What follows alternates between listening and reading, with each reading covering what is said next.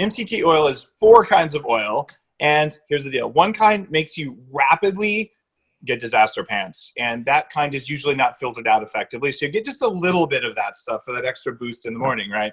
And the most common and most affordable kind of MCT oil, the one that's commonly used by many of the brands, doesn't do anything, but it's legal to call it an MCT oil.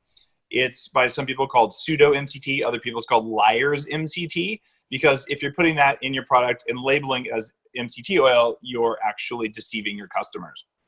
The coconut oil business loves to say we're 50 or 60% MCT oil. It's mostly liar's MCT. Not that it's bad for you.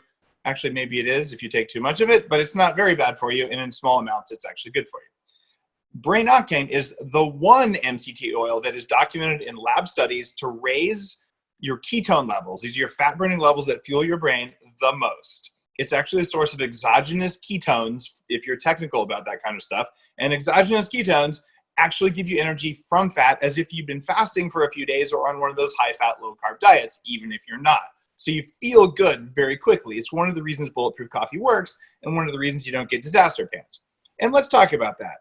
Since Brain Octane comes only from coconut oil, not from palm oil, there's no orangutan juice, there's no environmental devastation like there is from normal MCT oil. That's kind of a good thing. We make it in the United States, not overseas. It's the only one that's triple distilled and filtered through clay. So you're getting only what we say is in there. And when you take it, you get far more ketones per calorie of input, and you don't have to change your pants. That's why Brain Octane's better.